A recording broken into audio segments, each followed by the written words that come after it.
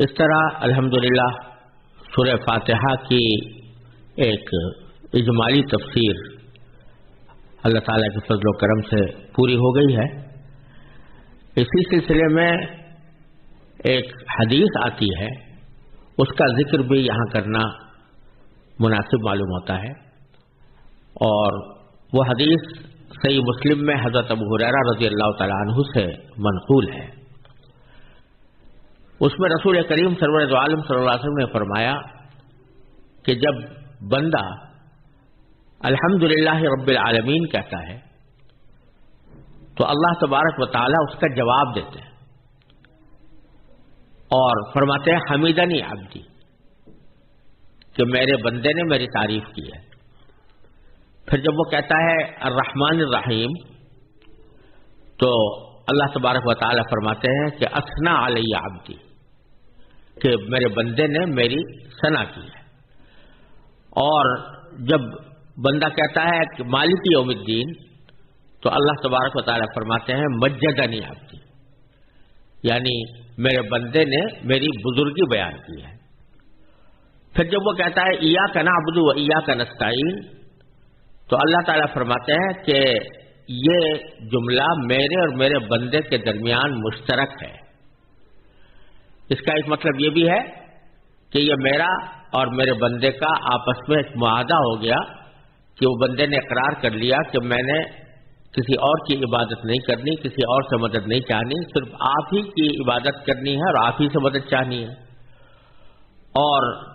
دوسرا مطلب اس کا یہ بھی ہے کہ اس جملے میں ایک تو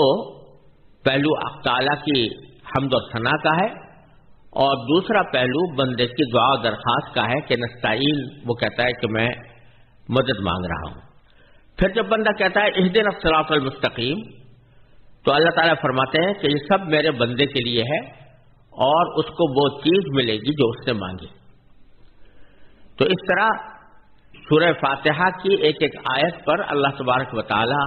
جواب دیتے ہیں۔ اسی لیے بہت سے علماء کرام نے فرمایا کہ جب آدمی سورہ فاتحہ کی تلاوت کرے نماز کے دوران تو وہ ہر آیت پر اس کو تھوڑا وقف کرنا چاہیے۔ الحمدللہ رب العالمین کہہ کر وقف کرے، پھر الرحمن الرحیم کہہ کر وقف کرے، یعنی تھوڑی دیر ٹھہرے، اور اسی طرح مالک یوم الدین اور تمام آیتوں پر، تاکہ اللہ تبارک و تعالیٰ کے جواب کا تصور کرے کہ اللہ تبارک و تعالیٰ میرے اس درخواست کا یہ جواب دے رہے ہیں۔ اگر اس طرح سورہ فاتحہ کو پڑھا جائے اور نماز کے دوران اس کا تصور جمایا جائے تو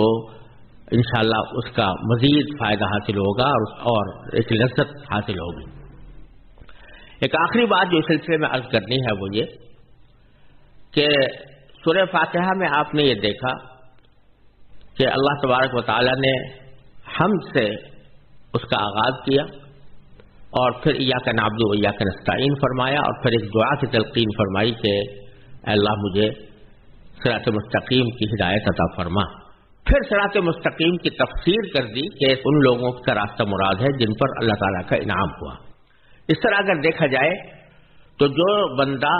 اپنی اصلاح کی طرف قدم بڑھا رہا ہو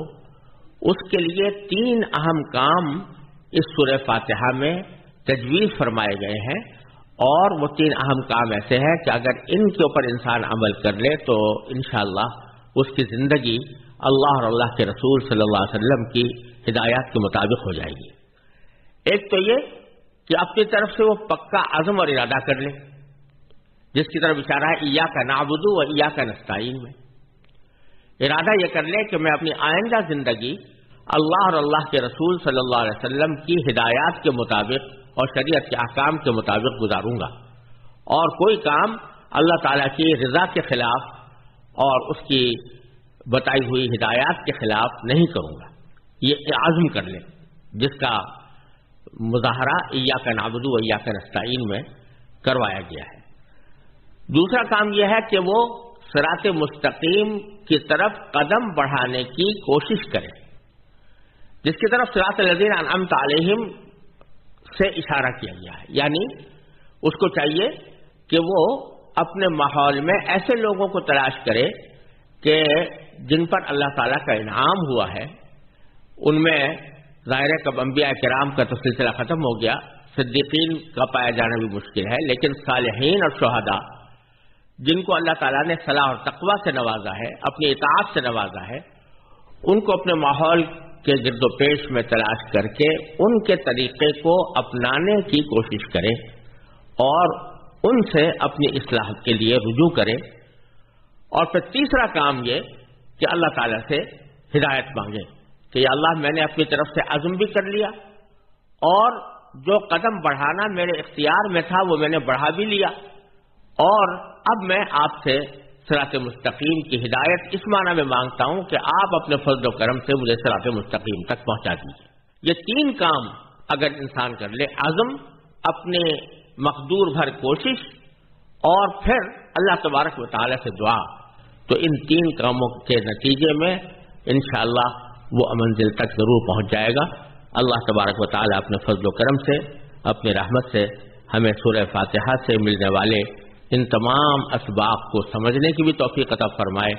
اور اس پر عمل کی بھی توفیق عطا فرمائے۔ وآخر دعوانا ان الحمد للہ رب العالمین۔